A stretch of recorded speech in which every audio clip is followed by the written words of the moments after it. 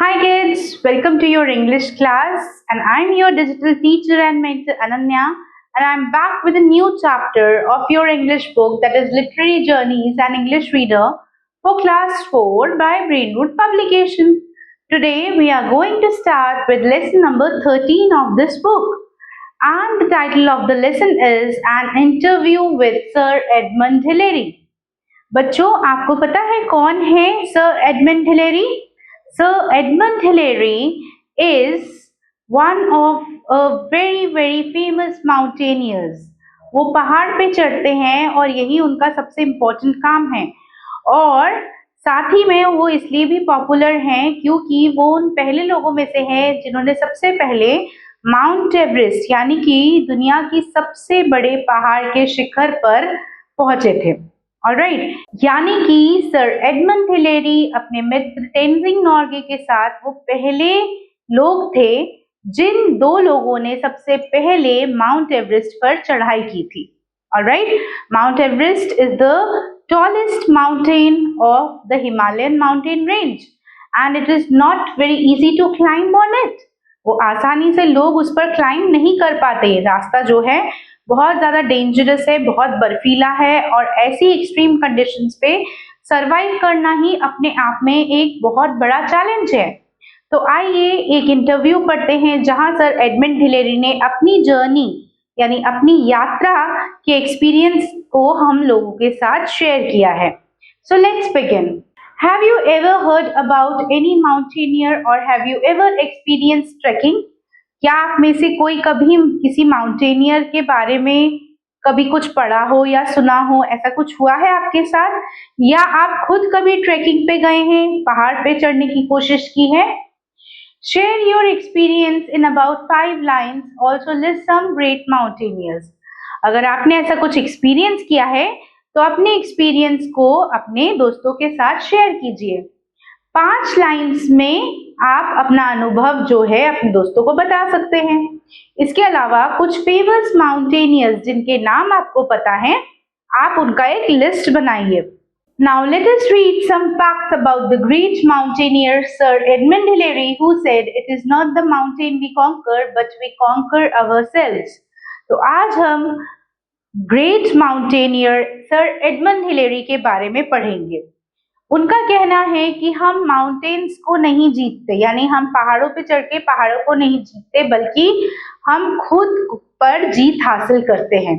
ऐसा उन्होंने क्यों कहा है? Let's find out. Sir Edmund Hillary and Tenzing Norgay were the first 2 men to successfully climb Mount Everest.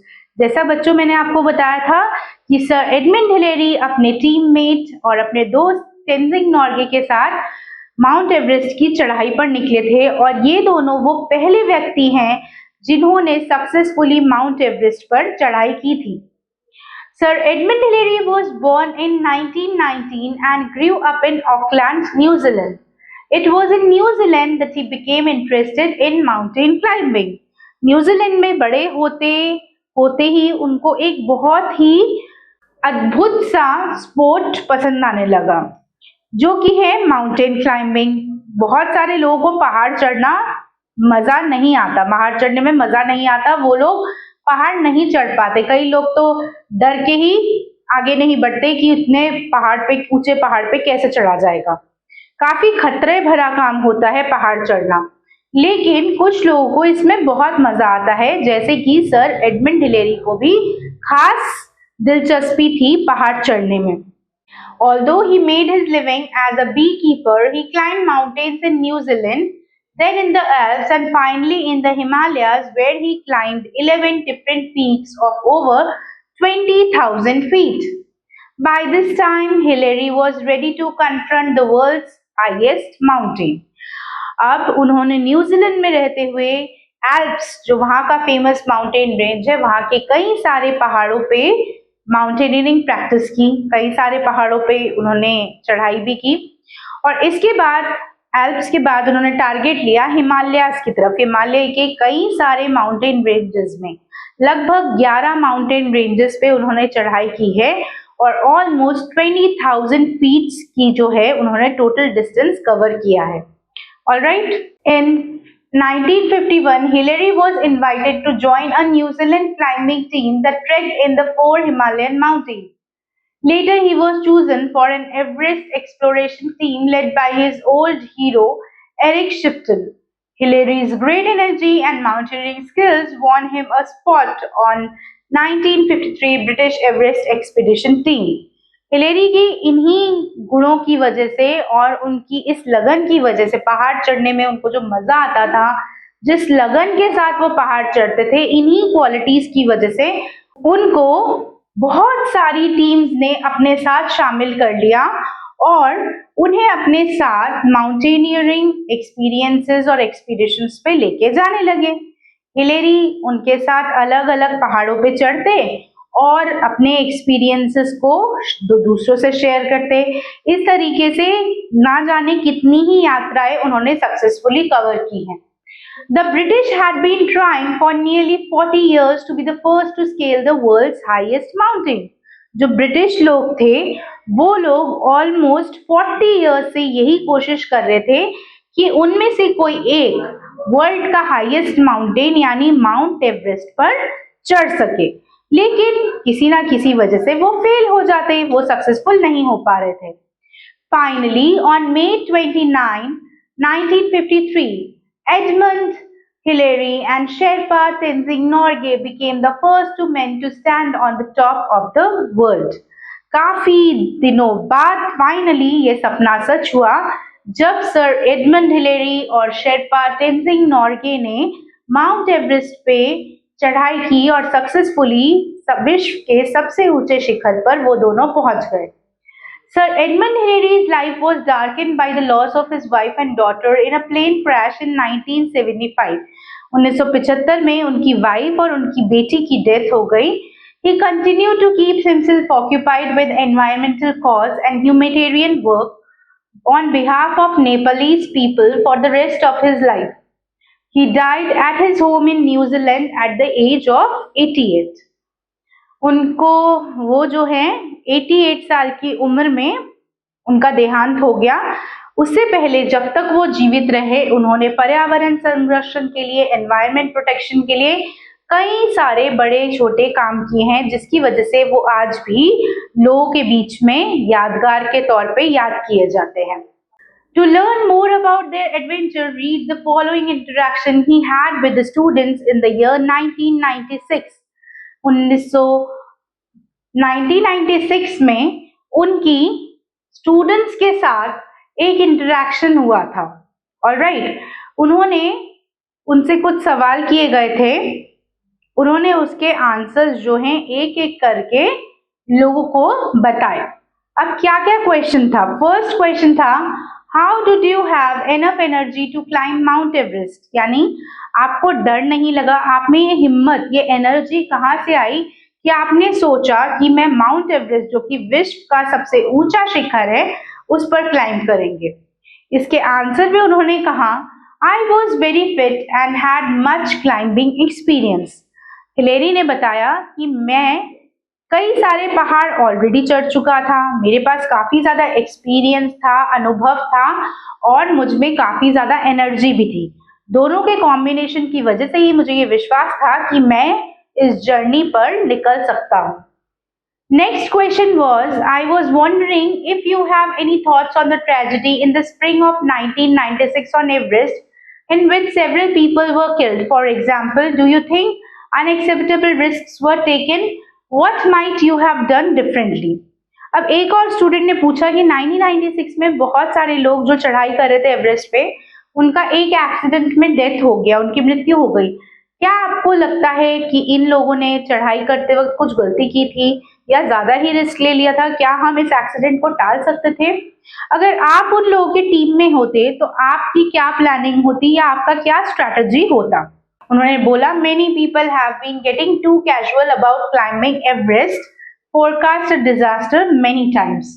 उन्होंने कहा कि काफी लोग जो है बिना अनुभव के या बिना एक्सपीरियंस के सिर्फ जोश जोश में ही एवरेस्ट चढ़ने पे निकल पड़ते हैं, जो कि बहुत ज्यादा गलत है। एवरेस्ट चढ़ने से पहले आपको बहुत ज्यादा प्रैक्टिस की जरूरत है, बहुत ज्यादा पेशेंस की जरूरत है। धैर्य के साथ, धीरज के साथ और अनुभव के साथ ही आप इतने बड़े मिशन पे निकल सकते हैं। अगर आपकी ट्रेनिंग पूरी नहीं है या आप पूरी तरह से तैयार नहीं है तो आपको किसी भी कीमत पे ऐसा रिस्की काम नहीं करना चाहिए। हमें टाइम टू टाइम फोरकास्ट भी करना चाहिए कि वेदर किस तरह का, कोई नेचुरल डिजास्टर तो नहीं आ रहा। इन सब चीजों का भी ध्यान हमें रखना पड़ेगा। अगर हम इन सब चीजों का ध्यान रखेंगे तो शायद हम एक्सीडेंट्स को टाल सकते हैं, लेकिन आजकल लोग इन सब चीजों को इतनी बारीकी से नहीं देखते या इन बातों पर ध्यान नहीं देते और इसी का नतीजा है कि एक्सीडेंट्स हो जाते हैं। Next question was, how can the other mountain you have climbed be compared to Everest? Can you think of another peak that's challenged you as much as Everest? अब किसी बच्चे ने पूछा कि आपने तो कई सारे पहाड़ चढ़े हैं, क्या आपको लगता है कि वो पहाड़ भी उतने ही चैलेंजिंग थे जितने कि एवरेस्ट था? Do you think so? Answer: Other mountains have more technically difficult routes than Everest, but none have that last 8848 meters, that is 8,848 meters of extreme height. उन्होंने कहा कि सारे ही माउंटेन्स जो हैं डिफिकल्ट होते हैं चढ़ते वक्त और सब में ही हमें उतनी ही एनर्जी और उतना ही ध्यान देना पड़ता है, लेकिन हाँ, ये जो 8,848 मीटर की जो दौड़ थी ये काफी ज्यादा मुश्किल थी और ये काफी ज्यादा चैलेंजिंग थी।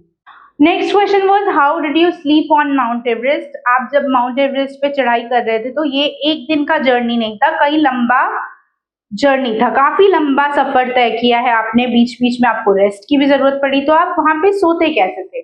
Sleeping is always difficult at high altitude so we didn't sleep much. इस पर उन्होंने कहा कि पहाड़ या ऊंचाई पे सोना, वहां की कंडीशंस ऐसी होती नहीं कि आप बहुत देर तक आराम कर सके या बहुत देर तक सो सके, इसीलिए बहुत ज्यादा नींद या बहुत ज्यादा सोने का समय हमें मिला ही नहीं।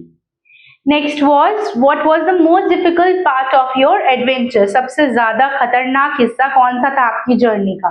Strong motivation is the most important factor in getting you to the top. सबसे ज्यादा क्या जरूरी है कि आपको कोई मोटिवेट करे। कई बार ऐसे खतरों से भरे जर्नी में आप अपना मोटिवेशन लूज कर देते हैं, आपको टेंशन हो जाती है, स्ट्रेस हो जाती है, एक टाइम के बाद ऐसा भी लगने लगता है कि शायद पहुंचना पॉसिबल नहीं है अंत तक। तो क्या करें? तो क्या बीच रास्ते से लौट आए? नहीं, उस वक्त हमें प्रेरणा की जरूरत है, इंस्पिरेशन की जरूरत है। हमें हमेशा खुद को मोटिवेटेड रखना पड़ेगा, अदरवाइज हम कभी भी अपना जो लक्ष्य है उसको प्राप्त नहीं कर सकते। Did you have to carry your own food or was there some food available on the mountain such as plants? तब उन्होंने पूछा बच्चों ने कि क्या आप अपने साथ कुछ खाना लेके गए थे या माउंटेन्स पे कुछ पेड़ पौधे आपको दिखे? तब हिलेरी ने बताया कि नहीं, हमें कुछ भी वहां अलग से खाने के लिए नहीं मिला, हमें सब कुछ अपने साथ ही थोड़ा बहुत कैरी करना पड़ा, हम अपना खाना अपने साथ ही लेके जा रहे थे। Next question was, I know from reading your story that you were trained for a long time and also are a courageous man. But was there a time up on Everest you were scared? Can you describe what was happening? तो उनसे पूछा गया कि आपकी story या आपकी कहानी पढ़ के हम सभी को पता है कि आप बहुत ज्यादा हिम्मत रखते हैं और आपने ट्रेनिंग भी बहुत अच्छी ली थी एवरेस्ट चढ़ने से पहले, पर फिर भी क्या कभी ऐसा हुआ जब आप एवरेस्ट चढ़ रहे थे तब आपको किसी एक मोमेंट पे डर लगा हो या आपको लगा हो कि अब इससे आगे नहीं जाया जा सकता? इसके आंसर में हिलेरी ने बोला, I was scared many times on Everest, but this is all a part of a challenge. When I fell down in a crevasse, it was pretty scary. उन्होंने कहा कि एवरेस्ट ही क्यों, हर चढ़ाई अपने आप में चैलेंजिंग और डरावना है, और जब एवरेस्ट की बात आती है तब डर जो है वो और ज्यादा बढ़ जाता है। एवरेस्ट चढ़ते वक्त कई ऐसे हिस्से हैं जहाँ पे मुझे काफी डर लगा, स्पेशली एक टाइम पे जब मेरा पैर फिसल गया था तब तो मैं बहुत ही डर गया था कि कहीं मैं मर ही ना जाऊं। लेकिन हमें उस डर को अपने ऊपर हावी नहीं होने देना है, हमें किसी भी तरह खुद को शांत रखना है और डर को भगाना है। Next, he was asked, what did it look like on the high on the mountain? How long did it take you to climb Mount Everest? जब आप एवरेस्ट की टॉप पर पहुंचे तब वहां से नजारा कैसा था, आपकी फीलिंग कैसी थी, और आपको एग्जैक्टली कितना समय लगा, कितने दिन लगे एवरेस्ट को कंप्लीटली स्केल करने के लिए. From the summit, we could see at least 100 miles in every direction. It took 7 weeks to go from the base camp to the top, but only 3 days coming down. उन्होंने बताया कि of course उतनी मेहनत के बाद जब हम सबसे ऊपर पहुंचे तो नज़ारा बहुत अच्छा था. पूरी दुनिया को हम दूर दूर तक देख सकते थे, मीलों तक. जाने में 7 हफ्ते लगे, ठीक है, लेकिन वापस उतरते वक्त सिर्फ 3 ही दिन लगे. 3 ही दिन में हम आराम से नीचे उतर गए. How many pounds of food did you take? What kind of food did you eat? आप अपने साथ क्या और कितना खाना लेके गए थे और क्या क्या खाया आपने? High on the mountains, food is repugnant and you have to make yourself eat. Most of our energy came from very sweet drinks, mostly hot tea with lots of sugar. Hillary का कहना है कि mountain चढ़ना बहुत energy का काम है, इसमें बहुत ज्यादा एनर्जी की जरूरत है, और माउंटेन्स में खुद को सरवाइव करने के लिए आपको गर्म खाना चाहिए. सबसे ज्यादा जो एनर्जी उनको दी वो थी चाय, जिसमें बहुत सारी चीनी मिली हुई थी, यानी मीठी चाय वो अपने साथ कैरी कर रहे थे, जिसको वो थोड़ी थोड़ी देर में पीते ताकि उनको एनर्जी मिल सके. How did you feel when you reach the top? Were you able to see anything? What did the world look like from there? जब आप सबसे ऊपर पहुंच गए तब आपने क्या देखा और कैसा लग रहा था वहां से नजारा? वहां से जब आपने दुनिया को देखा तो आपकी फीलिंग कैसी थी, वो एक्सपीरियंस कैसा था? On the summit of Everest, I had a feeling of great satisfaction to be first there. We could see a vast distance in every direction, mostly mountains, glaciers and high plateaus. Hillary का कहना है जिस ऊंचाई पे हम थे वहां पे नॉर्मल शहर तो देखना मुश्किल था. हमारे आसपास चारों तरफ सिर्फ बर्फीले पहाड़ थे, दूर दूर तक आपको सिर्फ वैलीज, प्लेटूज या स्नो और ग्लेशियर्स ही नजर आएंगे. Next question was, how does it feel to be called sir? What was it like being knighted? That must be really cool. एक स्टूडेंट ने कहा, सर तो आपका नाम नहीं है, सर तो आपको रेस्पेक्टफुली बोला जाता है, ये आपको एक उपाधि दी गई है नाइटहुड की तरफ से, ब्रिटिश सरकार की तरफ से. आपको कैसा लगता है जब सब आपको सर एडमंड हिलेरी के नाम से बुलाते हैं? Becoming a sir is slightly uncomfortable at first, although it is considerable honor. It is amazing how quickly you become accustomed to it. I still have the same friends and a similar way of life. The actual knighting took place in Buckingham Palace by the Queen of England. It was very impressive ceremony. Hillary ने कहा कि अचानक से किसी नए सम्मान को जब आप पर दिया जाता है तो आप एकदम से उसको अपना नहीं पाते, आपको थोड़ा समय लगता है, लेकिन धीरे धीरे आप बहुत ही जल्दी उसको अडेप्ट कर लेते हैं, आप उसके साथ घुल मिल जाते हैं. इसी तरह से जब मुझे भी सर बोला जाना लगा, मतलब मुझे भी नाइटिंग दी गई, तब मैं भी काफी ज्यादा आश्चर्यचकित था. इतनी आसानी से मैं भी चीजों को ले नहीं पा रहा था, बट काफी जल्दी मुझे जो है इस नाम की आदत पड़ गई. जो सेरेमनी थी नाइटिंग की, यानी ये सर उपाधि देने की, ये सेरेमनी बकिंगम पैलेस में क्वीन के सामने हुई थी, और सेरेमनी काफी ग्रैंड था, काफी भव्य समारोह में सभी लोगों को ऑनर किया गया था. Is there some message you would like to give to the young people and kids? क्या आप अपनी तरफ से कोई मैसेज देना चाहेंगे जो young people है उन लोगों को? Yes, I would like to tell all the kids and young people that challenges are a part of our life, and we should never give up our efforts just because of these challenges. Face the challenges courageously and emerge as a winner. There is no other feeling like that feeling of being a winner, so set your goal and start working hard to attain your goal. तो Edmund Hillary का कहना है कि उनके हिसाब से जितने भी यंग लोग हैं उन लोगों को अपने लक्ष्य से नहीं भटकना चाहिए. चैलेंजेस, मुश्किलें, परेशानियां, ये सब तो लाइफ का हिस्सा है. बहुत सारी चीजें ऐसी होंगी जो शायद परिस्थिति से हमें भटकाने की कोशिश करें या हमें हमारे लक्ष्य से दूर करे, लेकिन हमें बिना डरे, बिना हिले, अपने लक्ष्य पर केंद्रित रहना है और जो गोल हमने सेट किया है उसको पाने के लिए हर तरह से कोशिश करती रहनी चाहिए। जितना हम चैलेंजेस को ओवरकम करेंगे उतना ही हम परफेक्ट बनते चले जाएंगे और उतना ही हम हमारे लक्ष्य को आसानी से पा सकेंगे। Alright, so a beautiful story which is in a form of conversation and which tells us the journey of Edmund Hillary and how he inspires the people around him. Now before we proceed further, let's go through the words and the word meanings. Trek means a long walk on the mountain, यानी mountain पर चलना, चढ़ते हुए. Exploration means the investigation of unknown regions. Expedition team means a group of people who go on a journey together to explore places. Crevasse means crack, glacier में crack बीच में उसमें. Summit, that is the highest point. Repugnant, that is distasteful. And knighted, a title given by British monarchy, यानी British लोगों की तरफ से एक सम्मान के तौर पे एक टाइटल को किसी को देना क्योंकि उन्होंने अपनी लाइफ में कुछ एक्सेप्शनल अचीवमेंट किया है या कोई एक्सेप्शनल काम किया है. All right, so children, I hope that you have understood the word meanings as well. Now let's proceed towards the exercises. And to start with, first of all, we have the MCQs. सबसे पहले हम MCQs करेंगे. First question, Sir Edmund Hillary was born in 1919. Okay. Next, dash accompanied Edmund Hillary at Mount Everest. उनके साथ एक और इंसान गए थे, उनके दोस्त और उनके teammate, that is Sherpa Tenzing Norgay. ठीक है. Third, it took dash weeks to go from the base camp to top. It took 7 weeks, 7 हफ्ते लगे उनको.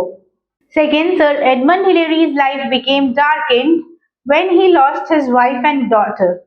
जब उनकी वाइफ और डॉटर एक प्लेन क्रैश में मर गए तब उनकी लाइफ कंप्लीटली तहस नहस हो गई थी. वो काफी ज्यादा अंधेरों में गिर गए थे, उन्हें कोई मोटिवेशन नजर नहीं आ रहा था. Right, so with this let's move towards the other exercise. आगे बढ़ते हैं. Now here is a help box given and we need to use this help box and complete the fill in the blanks. So let's start. Dash and Tenzing Norgay were the first 2 men to climb successfully Mount Everest. So Sir Edmund Hillary. Okay. So here you will write Sir Edmund Hillary.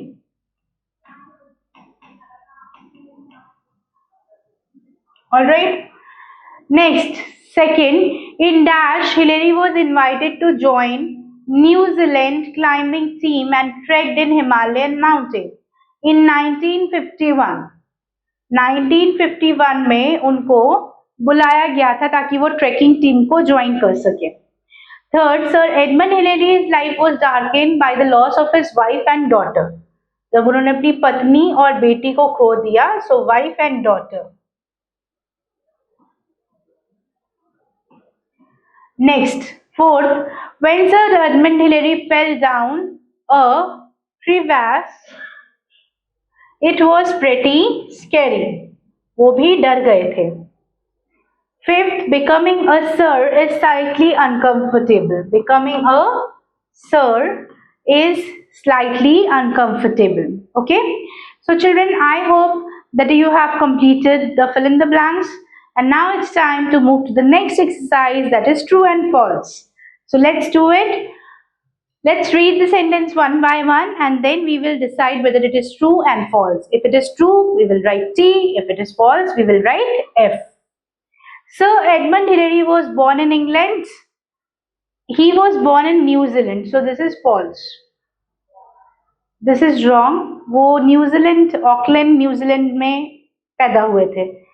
Second, Sir Edmund Hillary was knighted for being the only Englishman to go to the Himalaya. Yes. This is true. Sir Edmund Hillary could see only mountains, glaciers, etc. from Mount Everest. Yes, this is also true. He could not sleep much on Mount Everest. This is also true.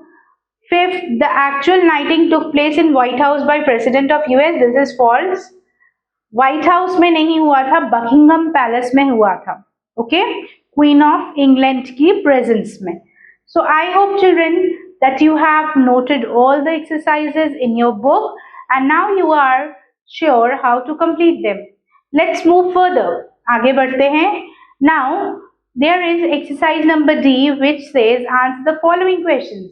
So you need to do these questions on your own.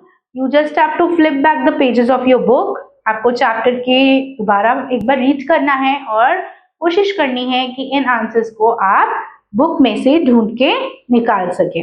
Alright, जैसे पहला answer हुआ sir Edmund Hillary. Sir Edmund Hillary was the first person to climb the Mount Everest, that is the world's highest peak. Where and when was Edmund Hillary born? He was born in the year 1919 in Auckland, New Zealand. तो इस तरीके से आपको सारे questions के answers book में से ढूंढ के निकालने हैं. So this part has to be done on your own. So children, with this we come to an end to today's session.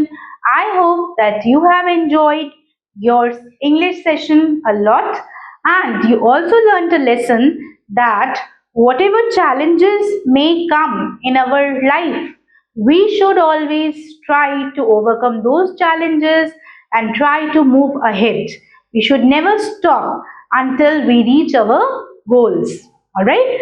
So with this children, we bid adieu to you. I will meet you again soon with a new chapter where we would learn something more interesting and informative. So stay tuned for the upcoming videos. Till then, bye-bye and take care.